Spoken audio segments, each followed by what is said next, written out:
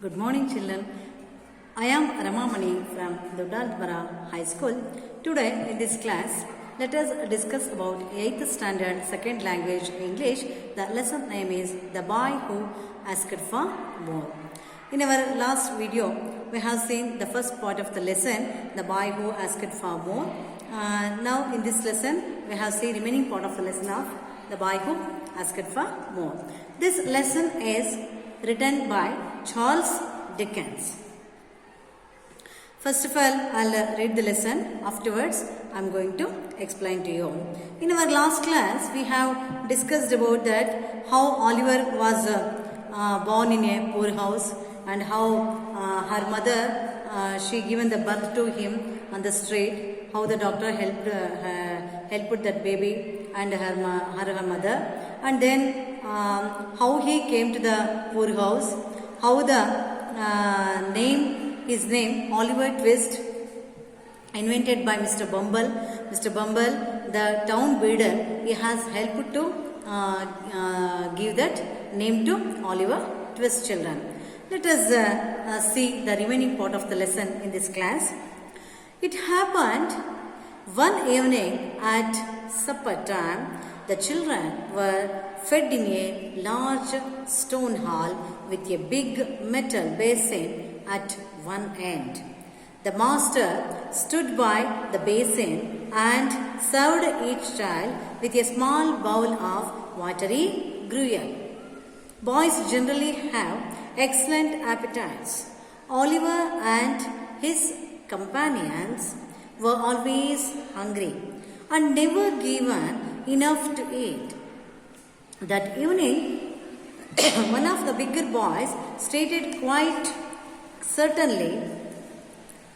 clearly that unless he had an extra bowl of gruel, he would most certainly eat the boy who slept next to him. He had a wild and hungry eye, so the smaller boys believed him. A council was held. Oliver Twist was appointed to walk up to the master after supper and to ask for more. The gruel was served out and was quickly swallowed. The boys whispered among themselves and forced Oliver to go. He advanced to the master, bowl in hand, and said in a little frightened voice, "Please, I want some more." The master was a fat, healthy man, but he turned very pale at this. "What?" he said, as if he could not believe his ears. "Please, I want some more." The master aimed a blow at his head, seized him by his arms, and shouted for the beadle. Mr. Bumble rushed into the room in great excitement and was filled with horror when he heard of Oliver's crime. Asked for more, he exclaimed. "I never heard of such a thing. Depend on it, this miserable boy will be hung." As a punishment for his greed and boldness, Oliver was immediately locked in a room to spend the night alone. Early next morning, a notice was pasted on the outside of the gate offering a reward of £5 to any man or woman who would take Oliver Twist off the hands of the poorhouse. See, children, this is the lesson. Let's we will discuss the explanation part of the lesson, children. I told you already in my last class that Oliver Twist was the youngest kid who was staying in that poor house. That poor house was supervised by, looked after by Mr. Bumble. He is a town beadle. Town beadle means an officer. Okay. Here, it happened one evening at supper time. All the remaining boys of that poor house, they forced him and they convinced Mr. Oliver Twist to ask for more food they should give. Like that he told, they convinced that boy. Next day what happened, children? Morning dina ಏನಾಗುತ್ತೆ? It happened one evening at supper time. ಒಂದಿನ ಸಂಜೆ ಊಟದ ಸಮಯ, supper time. The children were fed in a large stone hall. ಎಲ್ಲ ಮಕ್ಕಳಿಗೂ ಸಹ ಊಟವನ್ನು ಎಲ್ಲಿ ಕೊಡ್ತಾ ಇದ್ರು? ಒಂದು ಲಾರ್ಜ್ ದೊಡ್ಡದಾಗಿರ್ತಕ್ಕಂಥ ಒಂದು ಸ್ಟೋನ್ ಹಾಲ್, ಕಲ್ಲಿನ ಒಂದು ಬಿಲ್ಡಿಂಗ್ ಇತ್ತು. ಆ ಒಂದು ದೊಡ್ಡದಾಗಿರ್ತಕ್ಕಂಥ ಒಂದು ಹಾಲ್ನಲ್ಲಿ ಎಲ್ಲ ಮಕ್ಕಳಿಗೂ ಸಹ ಊಟವನ್ನು ಅವರು ಬಡಿಸ್ತಾ ಇದ್ರು. ವಿತ್ ಎ ಬಿಗ್, ಅದು ಊಟ ಏನಿತ್ತು ಅಂದರೆ ವಿತ್ ಎ ಬಿಗ್ ದೊಡ್ಡದಾಗಿರ್ತಕ್ಕಂಥ ಒಂದು ಪಾತ್ರೆಯಲ್ಲಿ metal basin, it is A metal basin at one end, ಒಂದು ಮೆಟಲ್ ಬೇಸಿನಲ್ಲಿ ಫುಡ್ಡನ್ನು ಇಟ್ಕೊಂಡು ಎಲ್ರಿಗೂ ಸಹ ಸರ್ವ್ ಮಾಡ್ತಾ ಇದ್ರು. The master stood by the basin. ನೋಡಿ, ಅಲ್ಲಿ ಪೂರ್ ಹೌಸ್ ಇನ್ಚಾರ್ಜ್ ಏನಿದ್ರು, ಮಾಸ್ಟರ್ ಸಹ ಜೊತೆಲಿ ನಿಂತಿದ್ರು. ಅವರು ಆ ಒಂದು ಬೇಸಿನ ಹತ್ರ ಊಟವನ್ನು ಬಡಿಸೋಕ್ಕೆ ಇಟ್ಕೊಂಡಿರ್ತಕ್ಕಂಥ ಬೇಸಿನ ಪಕ್ಕದಲ್ಲಿ ನಿಂತಿದ್ರು. And served each child. ಮತ್ತೊಬ್ಬ ಹೆಲ್ಪರ್ ಊಟವನ್ನು ಬಡಿಸ್ತಾ ಇದ್ರು. ಪ್ರತಿಯೊಂದು ಮಗುಗೂ ಸಹ ಸ್ವಲ್ಪ ಸ್ವಲ್ಪ ಊಟವನ್ನು ಸರ್ವ್ ಮಾಡ್ತಾ ಇದ್ರು. With a small bowl of watery gruel. Watery gruel. What do you mean by watery gruel, children? Watery gruel means liquid food. Watery gruel means liquid food. Liquid ರೀತಿಯಲ್ಲಿ ಇರ್ತಕ್ಕಂಥ ಒಂದು ದ್ರವಾಹಾರದ ಒಂದು ಪದಾರ್ಥವನ್ನು ಮಕ್ಕಳಿಗೆ ಬಡಿಸ್ತಾ ಇದ್ರು. Boys generally have excellent appetites. You know very well, children, compared to the girls, the boys have generally more and excellent appetites. ಅಂದರೆ ಸಾಮಾನ್ಯಕ್ಕೆ ನಾವು ನೋಡೋದಾದರೆ ಹೆಣ್ಮಕ್ಳಿಗೆ ಕಂಪೇರ್ ಮಾಡಿದ್ರೆ ಗಂಡ್ಮಕ್ಳು ತುಂಬ ಹೆಚ್ಚಿನ ಆಹಾರವನ್ನು ಸೇವಿಸ್ತಕ್ಕಂಥದ್ದನ್ನು ನಾವಿಲ್ಲಿ ನೋಡ್ತೀವಿ. ಮತ್ತು ಈವನ್ ಫಿಸಿಕಲಿ ಕೂಡ ನಾವು ಹೆಣ್ಮಕ್ಳಿಗಿಂತ ಬಾಯ್ಸ್ ಸ್ವಲ್ಪ ಸ್ಟ್ರಾಂಗ್ ಆಗಿರ್ತಕ್ಕಂಥದ್ದನ್ನು ಸಹ ನಾವಿಲ್ಲಿ ನೋಡ್ತೀವಿ. Oliver and his companions. Oliver ಮತ್ತು ಅವನ ಕಂಪ್ಯಾನಿಯನ್ಸ್ ಏನು ಮಾಡ್ತಾರೆ? Were always hungry. ಅವ್ರು ಯಾವಾಗಲೂ ಸಹ ಹಸುವಿನಿಂದ ಕುಡಿರ್ತಾ ಇದ್ರು. ತುಂಬ ಹಸುವಾಗ್ತಿತ್ತು ಮಕ್ಕಳಿಗೆ. ಯೂಶಲಿ ಮಕ್ಕಳು ತುಂಬ ಆಟ ಆಡ್ತಾರೆ, so they generally need more food than the elders and never given enough to eat. ಅಷ್ಟು ಚೆನ್ನಾಗಿ ಆಟ ಆಡ್ತಿರ್ತಕ್ಕಂಥ ಮಕ್ಕಳಿಗೆ ಹೆಚ್ಚಿನ ಊಟದ ಅಗತ್ಯ ಬೀಳ್ತಾ ಇತ್ತು. ಬಟ್ ಅಲ್ಲಿ ಆ ಒಂದು ಪೂರ್ ಹೌಸಲ್ಲಿ ಅಷ್ಟೊಂದು ಪ್ರೊವೈಡ್ ಮಾಡ್ತಾ ಇರಲಿಲ್ಲ. ದಟ್ ಈವ್ನಿಂಗ್, ಆ ದಿನ ಸಂಜೆ ಏನಾಗುತ್ತೆ, one of the bigger boys, ಆ ಇರ್ತಕ್ಕಂಥ ಮಕ್ಕಳಲ್ಲೇ ಪೂರ್ ಹೌಸಲ್ಲಿ ಇರ್ತಕ್ಕಂಥ ಮಕ್ಕಳಲ್ಲೇ ಸ್ವಲ್ಪ ದೊಡ್ಡ ಹುಡುಗ ಏನು ಮಾಡ್ತಾನೆ, ಬಿಗ್ಗರ್ ಬಾಯ್ ಸ್ಟೇಟೆಡ್ ಕ್ವೈಟ್ ಕ್ಲಿಯರ್ಲಿ, ಅವನು ಸ್ಪಷ್ಟವಾಗಿ ಹೇಳ್ಬಿಟ್ಟ ಎಲ್ರಿಗೂ ಸಹ. ಏನಂತ ಹೇಳ್ತಾನೆ? That unless he had an extra bowl of gruel. ನನಗೆ ಅವ್ರು ಕೊಡ್ತಿರ್ತಕ್ಕಂಥ ಫುಡ್ ಸಾಕಾಗ್ತಾ ಇಲ್ಲ.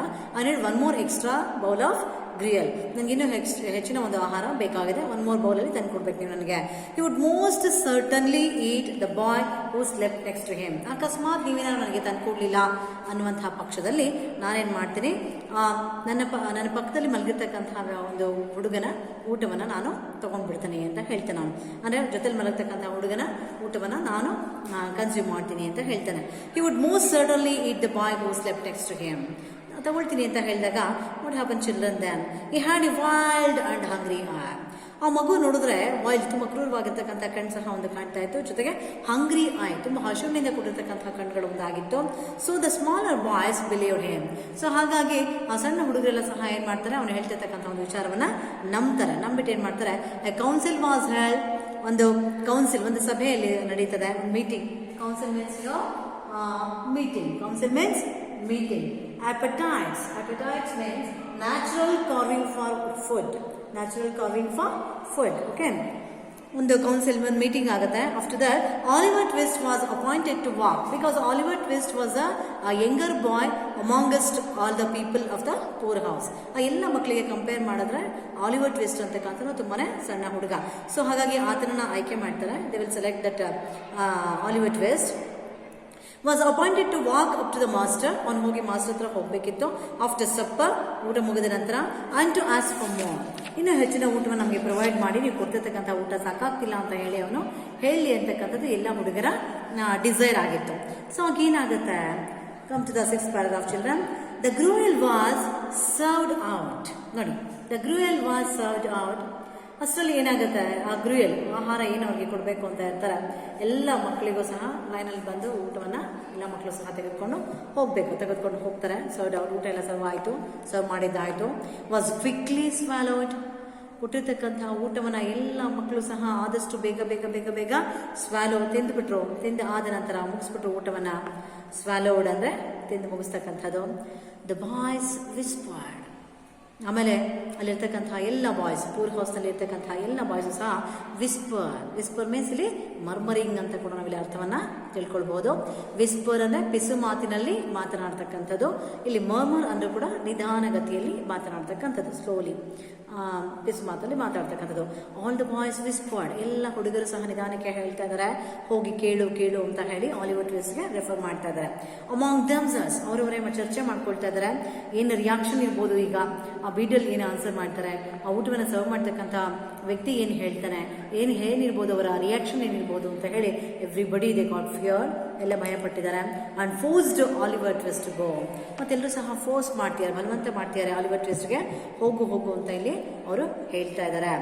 ಹಿ ಅಡ್ವಾನ್ಸ್ಡ್ ಟು ದ ಮಾಸ್ಟರ್. ಸರಿ, ಎಲ್ಲರೂ ಫೋರ್ಸ್ ಮಾಡಿದ ಕಾರಣದಿಂದ ಆಲಿವರ್ ಟ್ವಿಸ್ಟ್ ಏನ್ ಮಾಡ್ತಾನೆ, ಅವನು ಮಾಸ್ಟರ್ ಬಳಿ ಕೇಳೋಣ ಅಂತ ಹೇಳಿ ಮುಂದೆ ಹೋಗ್ತಾನೆ. ಬೌಲಿಂಗ್ ಒನ್ ಹ್ಯಾಂಡ್, ಅವನ ಒಂದು ಕೈಯಲ್ಲಿ ಊಟದ ಒಂದು ಪಾತ್ರೆ ಇದೆ. ಅಂಡ್ ಸ್ಯಾಟ್, ಅಲ್ಲಿ ಹೋಗಿ ನಿಂತ್ಕೊಂಡು ಹೇಳ್ತಾನೆ, in a little frightened voice, little frightened voice ಅಂದ್ರೆ ಸ್ವಲ್ಪ ಅವನ ಧ್ವನಿಯಲ್ಲಿ ಭಯ ಕಾಣ್ತಾ ಇದೆ, ಹೆದರಿದಾನೆ ಆತ. ಸೊ ಹೆದರುವಂತ ಧ್ವನಿಯಲ್ಲಿ ಆತ ಮಾತಾಡ್ತಾನೆ. Here freight means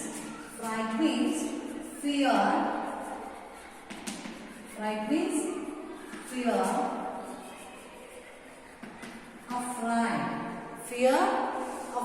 fright means fear, afraid ಅಂತ ಹೇಳಿ, ಅಂದ್ರೆ ಸ್ವಲ್ಪ ಇಲ್ಲಿ ಅವನು ಭಯವನ್ನ ಪಡ್ತಾ ಉತ್ತರವನ್ನ ಹೇಳ್ತಾನೆ. ಫ್ರೈಟೆಂಡ್ ವಾಯ್ಸ್, ಹೆದರಿಕೆಯಲ್ಲಿ ಅವನು ಕೇಳ್ತಾನೆ ಏನಂತ, ಪ್ಲೀಸ್ ಸರ್ ದಯಮಾಡಿ sir I want some more, sir ನನಗೆ ಹೆಚ್ಚಿನ ಊಟದ ಆಹಾರದ ಅಗತ್ಯ ಇದೆ ಅಂತ ಹೇಳ್ತಾನೆ. The master was a fat healthy man. Master ನೋಡ್ಲಿಕ್ಕೆ ಹೇಗಿದ್ರು ಅಂತಂದ್ರೆ, he was a very fat, ತುಂಬಾನೇ ದಪ್ಪನೆಯ ವ್ಯಕ್ತಿ. ಅಂಡ್ ಹೆಲ್ದಿ ಮ್ಯಾನ್, ಅಷ್ಟು ದಪ್ಪ ಇದ್ರು ಕೂಡ ತುಂಬಾನೇ ಆರೋಗ್ಯವಂತ ವ್ಯಕ್ತಿಯು ಸಹ ಆತ ಆಗಿದ್ರು. Fat and healthy man. ಅಲ್ಲಿ ಫ್ಯಾಟ್ ಬದಲಿಗೆ ನಮಗೆ ಏನು ಆಪೋಸಿಟ್ ವರ್ಡ್ ಬರೋದು, ಫ್ಯಾಟ್ ಅಥವಾ ಲೀನ್ ಅಥವಾ ಥಿನ್ ಅಂತಕ್ಕಂಥ ಅರ್ಥ ಬರುತ್ತೆ. ಥಿನ್ ಮೀನ್ಸ್ ಸಣ್ಣ, ಲೀನ್ ಅಲ್ಲೂ ಕೂಡ ಸಣ್ಣ. The master was a fat healthy man but he turned very pale at this. ಈ ಮಾತುಗಳನ್ನ ಕೇಳಿದ ತಕ್ಷಣ ಹಿ ಟರ್ನ್ಡ್ ವೆರಿ ಪೇಲ್, ಅವನ ಮುಖದಲ್ಲಿರ್ತಕ್ಕಂಥ ಒಂದು ಎಕ್ಸ್ಪ್ರೆಷನ್ ಬದಲಾಗುತ್ತೆ, ಮುಖ ಸಪ್ಪೆ ಆಗುತ್ತೆ. What the children of the orphanage, the children are coming to me and boldly they are asking me the food that they have serve the extra food like that. ಇನ್ನು extra ಊಟವನ್ನು ಕೊಡಿ ಅಂತ ಹೇಳಿ ನನ್ನ force ಮಾಡ್ತಾರಲ್ವಾ ಅಂತ ಹೇಳಿ ಅವನ ಮುಖ ಭಾವ ಇಲ್ಲಿ ಬದಲಾಗ್ತದೆ, ಮುಖದ ಎಕ್ಸ್ಪ್ರೆಷನ್ ಇಲ್ಲಿ ಬದಲಾಗುತ್ತೆ ಮಕ್ಕಳೇ. ಆ್ಯಂಡ್ ಹಿ ಆಸ್ಕ್ಡ್ ಲೌಡ್ಲಿ, ಜೋರಾಗಿ ಕೇಳ್ತಾನೆ, ವಾಟ್ ಇಸ್ ಸ್ಯಾಡ್, ಏನು ಅಂತ ಹೇಳಿ ಕೇಳ್ತಾನೆ. As if he could not believe his years. ಅವನಿಗೆ ಕೇಳಿಸಿದೆ, ಆಲಿವರ್ ಟ್ವಿಸ್ಟ್ ಬಂದು ಹೆಚ್ಚಿನ ಊಟವನ್ನು ಕೊಡಿ ಅಂತ ಹೇಳಿ ಕೇಳ್ತಾ ಇದ್ದಾರೆ, ಅದು ಗೊತ್ತಾಗ್ತಿದೆ, ಆದ್ರೂ ಕೂಡ ಅವನ ಕಿವಿಯನ್ನ ನಂಬಲಿಕ್ಕೆ ಸಾಧ್ಯ ಆಗ್ತಾ ಇಲ್ಲ ಅನ್ನೋ ಹಾಗೆ ಅವನು ಮತ್ತೆ ಕೇಳ್ತಾನೆ, ಏನು ಹೇಳ್ತಾ ಇದೆಯಾ ಅಂತ ಹೇಳಿ ದರ್ಪದಿಂದ ಕೇಳ್ತಾನೆ. ಆಗ ಮತ್ತೆ ಆಲಿವರ್ ಟ್ವಿಸ್ಟ್ ರಿಪೀಟ್ ಮಾಡ್ತಾನೆ, ಸೇಮ್ ವರ್ಡ್ಸ್ನ ಇವನು ರಿಪೀಟ್ ಮಾಡ್ತಾನೆ. ಏನಂತ ಹೇಳ್ತಾನೆ, please I want some more, sir ದಯಮಾಡಿ ನನಗಿನ್ನೂ ಹೆಚ್ಚಿನ ಆಹಾರ ಬೇಕು ಅಂತ ಹೇಳಿ ಕೇಳ್ತಾನೆ. ಸೇಮ್ ಆಲಿವರ್ ಟ್ವಿಸ್ಟ್ ಅವನು ಮತ್ತು ಅವನ ಜೊತೆಲಿರ್ತಕ್ಕಂಥ ಎಲ್ಲ ಮಕ್ಕಳು ಸಹ ಅನಾಥರಾಗಿದ್ದಾರೆ. They didn't have their parents, ಅವರ ಪೋಷಕರಿಲ್ಲ, ಅವರು ನೋಡ್ಕೊಳ್ತಕ್ಕಂಥವ್ರಿಲ್ಲ. They are all staying they are not having any house also and they are staying in the poor house. Nobody is there to look after them, ಯಾರು ಸಹ ಇಲ್ಲ ಅವರನ್ನು ನೋಡ್ಕೊಳ್ಳಿಕ್ಕೆ. ಅಂತಹ ಸಂದರ್ಭದಲ್ಲಿ ಊಟವನ್ನು ಕೇಳಿದಾನೆ ಅನ್ನುವಂಥ ಒಂದೇ ಒಂದು ಕಾರಣಕ್ಕೆ ಮಕ್ಕಳ children see what the punishment he was going to get, ಯಾವ ರೀತಿಯ ಒಂದು ಪನಿಷ್ಮೆಂಟ್ ಅವನಿಗೆ ಸಿಗುತ್ತೆ ಅಂತ ಹೇಳಿ ನಾವೀಗ ನೋಡೋಣ. See the master aimed a blow at his head. ನೋಡಿ, ಈ ಮಾತನ್ನ ಕೇಳಿದ ತಕ್ಷಣ ಮಾಸ್ಟರ್ ಏನ್ ಮಾಡ್ತಾರೆ, aimed a blow at his head, ಕೈಯನ್ನ ಮೇಲೆ ಮಾಡಿ ಅವನ ತಲೆ ಮೇಲೆ ಹತ್ರ ಒಂದು ಏಟನ್ನ ಹೊಡಿತಾರೆ ಮಕ್ಕಳ. Ceased him by his arms, ಅವನ ಎರಡು ಕೈಗಳನ್ನ ಅವನನ್ನ ಹಿಂದೆ ತಿರುಗಿಸಿ, ಎರಡು ಕೈಗಳನ್ನ ಗಟ್ಟಿಯಾಗಿ ಹಿಂದೆ ತಿರುಗಿಸ್ಬಿಟ್ಟು ಅವನ್ನ ಇಟ್ಕೊಳ್ತಾರೆ ಗಟ್ಟಿಯಾಗಿ, ಅವನು ನೋವಾಗುವ ಹಾಗೆ ಕೈಯನ್ನ ಹಿಡಿತಾರೆ. And shouted for a beadle, ಜೊತೆಗೆ ಅಲ್ಲಿ ಊಟವನ್ನು ಬಡಿಸತಕ್ಕಂಥ ವ್ಯಕ್ತಿ ಏನ್ ಮಾಡ್ತಾನೆ, ಪೂರಿ ಹೌಸ್ನ ಇನ್ಚಾರ್ಜ್ ಯಾರು, ಬೀಡಲ್, ಆ ಒಂದು ಆಫೀಸರ್ನ ಕರೀತಾರೆ. Shouted for the beadle, beadle means officer ಅಂತ ಹೇಳಿ ಕೂತ್ಕೊಳ್ತಾರೆ. ಮಿಸ್ಟರ್ ಬಂಬಲ್, ಅಷ್ಟರಲ್ಲಿ ಮಿಸ್ಟರ್ ಬಂಬಲ್ ಓಡಿ ಬರ್ತಾರೆ, ಏನಾಯ್ತು ಅಂತ ಹೇಳಿ. Rushed into the room, ಓಡಿ ಬರ್ತಾರೆ ಏನಾಯ್ತು ಅಂತ ಕೇಳೋದಕ್ಕೆ.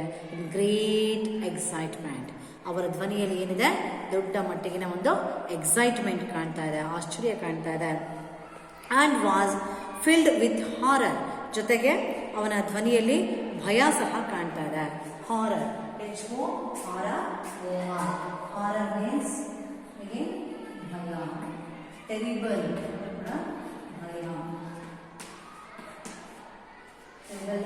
ಭಯ, ಹಾರರ್ ಅಂದ್ರೂ ಕೂಡ ಭಯ, ಭಯ ಕಾಣ್ತಾ ಇದೆ ಅವನ ಧ್ವನಿಯಲ್ಲಿ.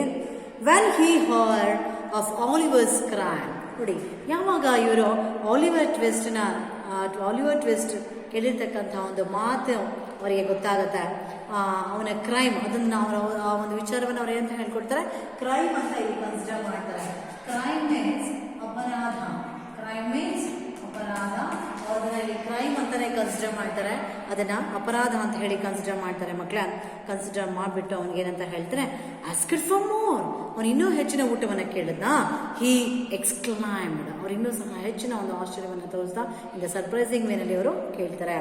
I never heard of such a thing. ನೋಡಿ ಮತ್ತೆ ಅವ್ನು ಕೇಳಿರ್ತಕ್ಕಂಥದ್ದಾದ್ರು ಜಸ್ಟ್ ಆಹಾರ, food has been asked, but see the expression of that beadle and that food server fellow. Okay, I never heard of such a thing. ಈ ಥರದ ಒಂದು ವಿಚಾರವನ್ನು ನಾನು ಇದುವರೆಗೂ ಸಹ ಯಾರೂ ಈ ಥರ ನನಗೆ ಕೇಳಿರಲಿಲ್ಲ. ಡಿಪೆಂಡ್ ಆನ್ ಇಟ್, ನೋಡಿ ಈ ಒಂದು ವಿಚಾರವನ್ನು ಪರಿಗಣಿಸೆ. ದಿಸ್ ಮಿಸರಬಲ್ ಬಾಯ್, ಈ ಒಂದು ನೋಡಿ ಮಿಸರ್ ಅಂತ ಹೇಳಿ ಅಂದರೆ ಈ ಒಂದು ಹುಡುಗನ ಬಗ್ಗೆ ಅನುಕಂಪವನ್ನು ತೋರಬೇಕಾಗಿತ್ತು, ಆದರೆ ಕರುಣೆಯನ್ನು ಕೈಂಡ್ನೆಸ್ನ ತೋರಿಸ್ಬೇಕಾಗಿತ್ತು. ಆದರೆ ಕರುಣೆಯನ್ನು ತೋರಿಸುವಂತಹ ಬದಲಿಗೆ ಆ ಹುಡುಗನ ಏನು ಮಾಡ್ತಾರೆ, miserable means very unhappy. Miserable means very unhappy, ಅವನ ಬಗ್ಗೆ ಅನ್ಹ್ಯಾಪಿಯನ್ನು ತೋರಿಸ್ತಾ ಬೇಜಾರು ಮಾಡಿಕೊಂಡು ನೋವಿನಿಂದ ಅವನ್ನ ಏನು ಮಾಡ್ತಾರೆ. And Richard means a bad ಅಂತ ಹೇಳಿ ಒಂದು ಕೆಟ್ಟ ಹುಡುಗ ಅಂತ ಅವನ್ನ ಕನ್ಸಿಡರ್ ಮಾಡಿ ಬಾಯ್ ವಿಲ್ ಬಿ ಹಂಗ್. ನೋಡಿ this miserable boy will be hung, ಈ ಹುಡುಗನ ನಾವೇನು ಮಾಡಬೇಕು, ನೇಣು ಹಾಕಬೇಕು ಅಂತ ಹೇಳ್ಬಿಟ್ಟು ಹೇಳ್ತಾರೆ. But they won't put him for hang, but ಅವನನ್ನು ಹ್ಯಾಂಗ್ ಅಥವಾ ಹಂಗನ್ನು ಏನು ಮಾಡೋದಿಲ್ಲ. ಬಟ್ ಆಸ್ ಅ ಪನಿಷ್ಮೆಂಟ್, ಅವನಿಗೊಂದು ಶಿಕ್ಷೆಯನ್ನು ಕೊಡೋಣ, ಪನಿಷ್ಮೆಂಟನ್ನು ಕೊಡೋಣ ಅಂತ ಹೇಳಿ, for his greed and boldness. Greed means ದುರಾಸೆ,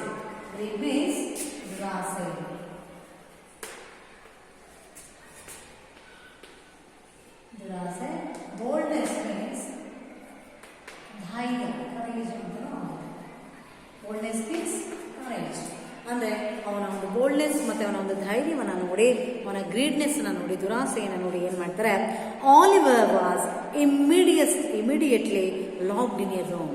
ಆಲಿವರ್ ಟ್ವಿಸ್ಟ್ನ ಏನು ಮಾಡ್ತಾರೆ, ತಕ್ಷಣ ಅವನ್ನ ತೆಗೆದುಕೊಂಡು ಹೋಗ್ಬಿಟ್ಟು ಒಂದು ರೂಮಲ್ಲಿ ಅವನ್ನ ಕೂಡು ಹಾಕ್ಬಿಡ್ತಾರೆ, ಲಾಕ್ ಮಾಡ್ತಾರೆ. To spend the night alone, ಇಡೀ ರಾತ್ರಿ ನೀನೊಬ್ಬನೇ ಇಲ್ಲಿ ಕಳಿಬೇಕು ಅಂತೇಳಿ ಅವನಿಗೆ ಪನಿಷ್ಮೆಂಟನ್ನು ಕೊಡ್ತಾರೆ.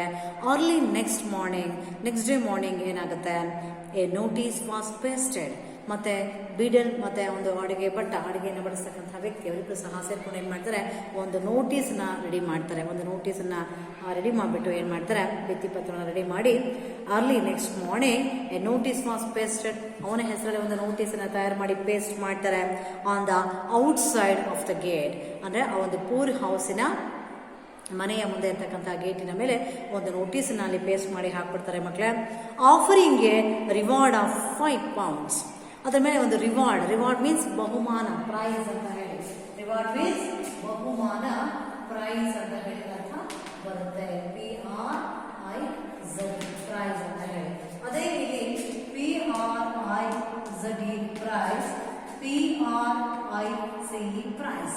We can see this word as in English grammar homophone ಅಂತ ಹೇಳ್ತೀವಿ. ಈ ತರದಲ್ಲಿ ನಾವು homophones ಅಂತ ಹೇಳ್ತೀವಿ. Here PRIZE prize means ಬಹುಮಾನ, PRICE prize means ಬೆಲೆ. What is the price of this material? What is the price of this thing? What is the price of this notebook ಅಂತ ಹೇಳಿ ಕೇಳ್ತೀರಾ. So PRICE prize ಅನ್ನು ಹಾಕ್ತೀವಿ. PRIZE, I got a first prize in running race, I got a first prize in reading skill ಅಂತ ಹೇಳಿ ಈ ರೀತಿಯಲ್ಲಿ ಪದಗಳನ್ನು ನಾವಿಲ್ಲಿ ಯೂಸ್ ಮಾಡ್ತಕ್ಕಂಥದ್ದು ನಾವಿಲ್ಲಿ ನೋಡಲಿಕ್ಕೆ ಸಾಧ್ಯ ಇದೆ. ಹೋಮೋಫೋನ್ ವರ್ಡ್ ಆಗಿ ನಾವಿಲ್ಲಿ ಯೂಸ್ ಮಾಡ್ಬೋದು. ಅದೇ ರೀತಿಯಲ್ಲಿ we can say some other homophone words. HERE here, HEAR hear, SEEC, SEAC. Okay, like that. you can see so many words. KNEW knew, KNOW knew. Okay, see, so many I know.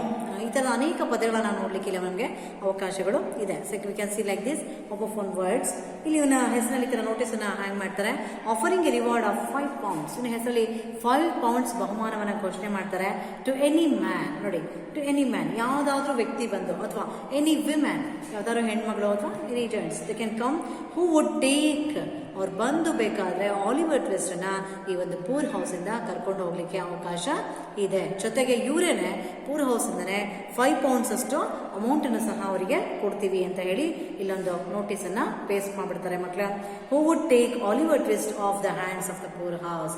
Oliver ಟ್ವಿಸ್ಟನ್ನ ಈ ಒಂದು poor house ಮನೆಯಿಂದ ತೆಗೆದುಕೊಂಡು ಹೋಗಲಿ ಅಂತ ಹೇಳಿ ಈ ಥರ ಒಂದು ನೋಟಿಸನ್ನು ಪೇಸ್ಟ್ ಮಾಡ್ತಾರೆ. C how the tragedy has happen in the life of Oliver Twist. So hige, so when we are staying together with our parents, we doesn't know the importance of our parents.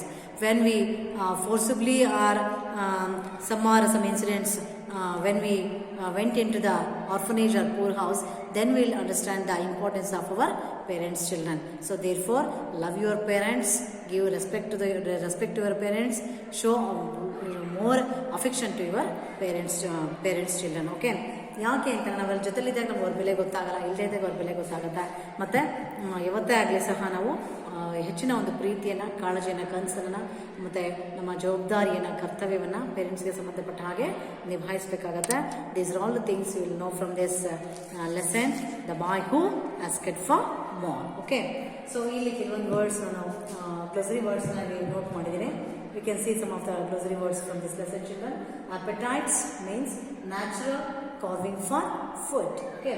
Then council means meeting. Then poor house, building where poor people or children are maintained at public expense. ಅಂದ್ರೆ government ಖರ್ಚಿಂದ ಮಕ್ಕಳನ್ನ ನೋಡ್ಕೊಳ್ತಕ್ಕಂಥದ್ದು, ಸರ್ಕಾರಿ ಖರ್ಚಿನಿಂದ. Hardly known means almost not known ಅಂತ ಹೇಳಿ. ಇಲ್ಲಿ excitement means feeling strongly ಅಂತ ಅರ್ಥ. Then horror means feeling of extreme fear. Then miserable, very unhappy, wretched. Invented, here coined and ಅರ್ಥ ಬರುತ್ತೆ. Starved means to go without food. I hope you understand well about this lesson, The Boy Who Asked for More. This lesson is written by Charles Dickens. Thank you, children.